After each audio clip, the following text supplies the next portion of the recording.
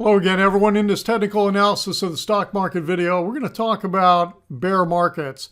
So I titled this, Who's a Bear? Because not just that are you a bear from your market outlook, who's a bear when it comes to the major stock market indices, okay?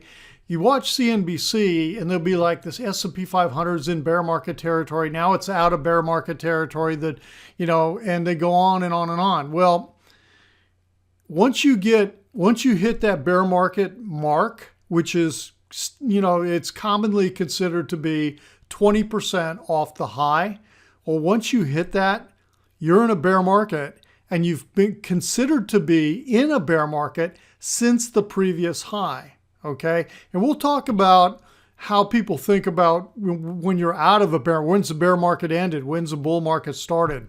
So we'll briefly talk about that. My focus is, of the 5 major indices that we have, the Dow, the S&P 500, the Nasdaq Composite, the Russell 2000, the Nyc Composite, of those 5, who's in a major bear market and who's not, and who got there first? Let's talk about it. Well, you can see by what we've got on the screen, the Russell 2000 is the first one I'm going to talk about. It got into a bear market status on December 17th. So the all-time high on the Russell 2000 was back here on August 31st, and then it hit on December 17th. It closed, and I'm going by the close too, by the way. I'm using the closes for this calculation. On December 17th, it closed below greater than a 20% decline.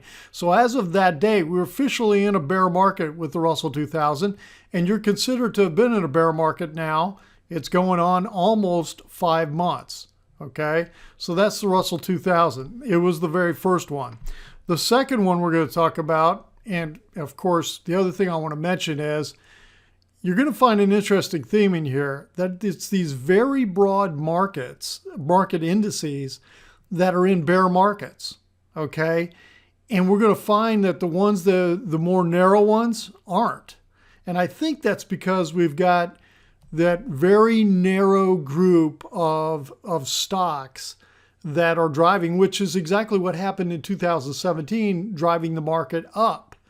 And those kind of stocks are holding up couple of the indices. Let's talk about it. The next one we're going to talk about, the number 2, is the Nasdaq Composite. Okay, here's the Nasdaq Composite Index. And talk about a broad market. This index has over 3,000 stocks in it. Okay, the all-time high was back here on August 29th. Okay, and the bear market was officially considered to have occurred. Once you hit the 20+% decline, that occurred on December 21st with that big downdraft that was happening in December.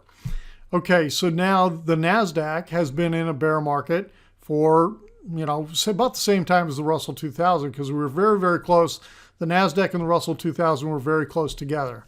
So pretty interesting in terms of, who are the first two to officially put themselves into bear market territory. All right, number 3 is the Nyc Composite Index. Now, this is a little different. Okay, that high that was achieved back in January, almost a year ago. Well, today is the 26th. It was exactly a year ago. It was officially the high of the Nyc Composite Index, and it was never taken out, but it never hit a 20% decline till it got that close on December 24th, Christmas Eve, half-day session, when the market was getting hammered, okay? And that was the 20% decline. It actually got greater than 20% with that close. So now the Nyc Composite is considered to be in a bear market and has been since January 26, 2018. And yes, am I looking for something lower and for this to continue with all of these? Absolutely, I am. Okay. Let's take a look at the S&P 500 and the Dow and just see how close they came. Okay, the S&P 500 officially missed bear status by 6.5 points on December 24th with that huge sell-off. So here's the high. The high close actually occurred on September 20th. So it's interesting that, you had the ones with the big stocks, the big amount of stocks in their index, and now all of a sudden you're down to the 500, and it didn't quite get it, and they also peaked a little later, okay?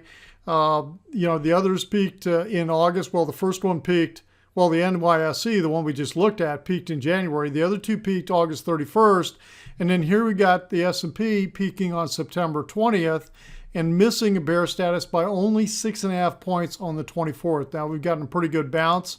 This is where I'm looking for the market to continue going. Okay, let's take a look at the Dow Industrials. Okay, the Dow, same thing. So, but it's interesting that all of a sudden, we're getting into the more narrower indices, and they peaked later. The Dow peaked last. 30 stocks, peaked on October 2nd, I think it was, or do I have my data right? October 3rd, actually, for the close. Yeah, right here. And it missed bear market status by 329.5 points on the same day, on the 24th of December. Okay, so very, very close, just didn't quite get there.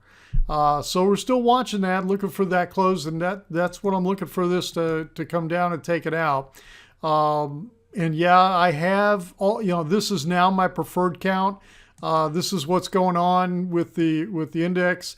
I've still got the other count that you've probably seen from last week and previous weeks as an alternate count. But when I look at the Dow, I'll show you real quick. Okay, this is what I think is going on in here. I think we're in a large, at this point, running flat. We have a 3, 3, 5. And this is a wave count. I know some people even asked me about this wave count in here. I had this as a 5, and in my alternate count, I have it as a 5 because I could find 5 waves in an hourly. But when I looked at this, I said, it just looks on the daily chart, it just looks to me better described, better labeled as a 3 wave. Okay. And this is what I'm talking about in here. And actually, this may actually be better as a WXY in the B. So you've got a very extended B wave. And yeah, it's well below the beginning of the A wave. Okay, I understand that. But this is a flat. This is a running flat. This is a 3, 3, 5. And that was the other aspect that started changing and looking at my whole perspective on this, was that I really was looking for this pullback to stop right in here around 2,600 on the S&P 500. And then on those indices and all the indices, we kept pushing higher. And we got into, this 5-wave structure. Well, that fit this flat scenario. So in reality, what's really been going on is that we've had nothing more than, a kind of a sideways type of move. Granted, extended move down like this, but it's really been fairly sideways since the end of October. Now, when you have this kind of extension down on a B wave and you get this kind of pattern for a flat, that's very negative. And it just reinforces to me the direction that we're in and what we've got going on. All right, let's go back and talk about, well, when does a bear market end? When do they consider a new bull market to have started? So let me go back and pull up the S&P 500 real quick. Okay, this is the S&P 500. What I'm showing you is the bottom of the financial crisis in March 2009.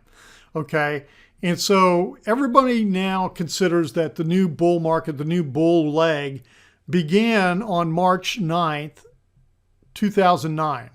I don't remember if it was exact March 9th or the close was March 9th. Yes, it was. March 9th, 2009. Well, it's the same thing. It's no different. So why do you call that the beginning of the bull market? Well, because once we got a 20% plus increase in the market and it had sustained that and didn't come back down, then for about 6 months plus, then it's considered the bull market's underway. Okay. Well, and when did the bull market begin? It began at the low. Okay. Well, you don't know you're in a bull market till you've achieved 20% plus and you're out for a while. Well, the same thing happens with a bear market. Okay. That's why once we achieve the 20% minus, the bear market high was the prior high, just like the bull market started and the bull market low was the prior low, okay, right here. And yeah, we had some 20% moves. You do the math in here, there's some just hellacious 20% bounces that occurred in the fall of 2008 when the huge crisis was going on. But they very shortly thereafter took out those lows. Okay, now here we got a big bounce, and I believe it was 20%, and it took a while, a couple months, but then it took it out. Okay, this actually, when you came off this March 2009 low, this was the third try at a 20% bounce, and then it held. Okay, so anyway, just some thoughts. Think about. Okay, that's where we're at with the market. Let me go back and take you back there. Okay, so now we're back to the current view of the S&P 500, and of course, so now we're waiting. We take out the December lows, like I'm expecting it to be taken out. Then the S&P 500 and the Dow will join the other three major indices as being officially being in bear markets. So, all right, if you felt like that video was helpful, please hit the like button. And if you're not a subscriber, subscribe to the YouTube channel. And if you'd like to get free updates and check out the membership I've got on my website, go to joehenches.net and check it out. It's easy to do for the free updates, free emails. It is first name and email, and you're good to go. All right, everyone, have a great weekend. We will talk to you on the next video.